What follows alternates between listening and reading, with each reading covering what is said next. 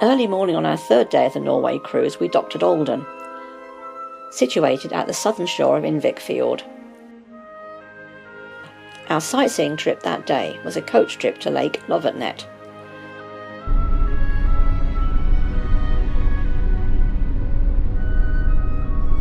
The road alongside the lake was narrow and scenically beautiful.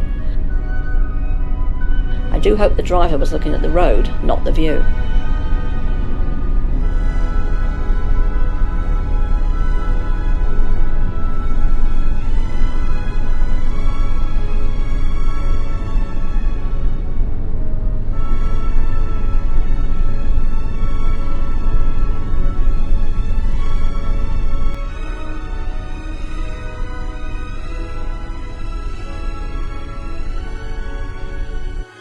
Our first stop was assumed to be a viewpoint, and indeed the view was very worth a photo. But it was also a memorial.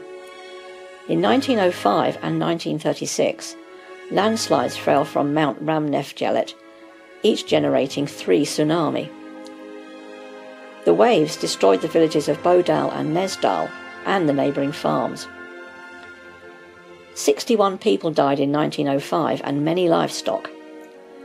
The villages were rebuilt, but in 1936 the second landslide took 71 lives and did even more damage. The survivors decided to go elsewhere and the area is now depopulated.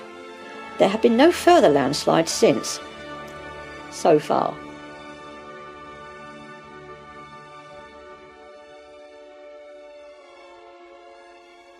After taking our pictures, we returned to the coach and made our way to Kjendalstova at the very end of the lake. Here we boarded a boat for the trip back up the lake to take in the scenery from a different angle.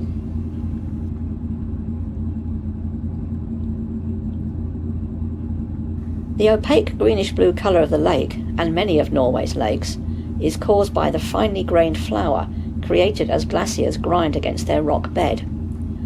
This rock flour gets carried in the meltwater under the glacier, and often down the many waterfalls, to the lakes.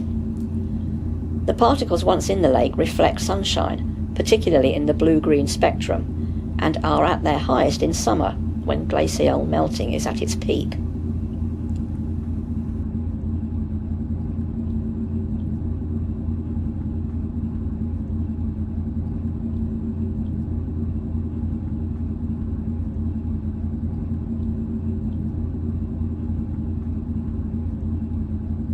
The grass roofs of houses was traditional in rural Scandinavia for hundreds of years, but from the 18th century tiled roofs as used in towns gradually became more common, until a revival of tradition caused a renewal, in particular in the growing demand for holiday homes and lodges, which these appear to be.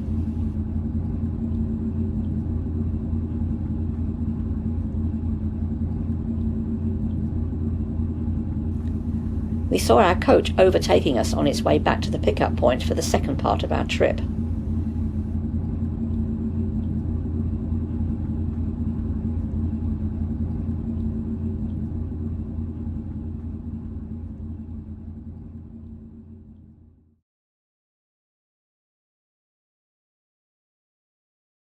There's not a lot of room here. We stopped just outside the tourist town of Loen and walked up the hill to the church, built in 1838. There has, however, been a church on this site since the 13th century. Burial mounds excavated near the village show it has a history going back to Viking times. The main attraction of Loen today is the skylift. It was built from 2015 and was opened by Queen Sophia of Norway in May 2017. It climbs 3,317 feet and has a gradient of up to 60 degrees, making it one of, if not the, steepest cable cars in the world.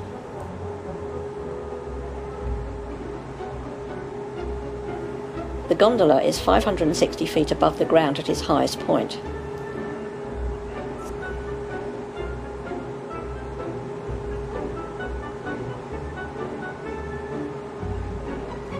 As you can see, the views are magnificent, both before and after we go through the clouds. The businesses in Loen have reported an 80% increase in revenues since the skylift opened. A walkway separates the Skylift terminal to the Hoven restaurant, where we enjoyed pie and coffee included in the excursion cost.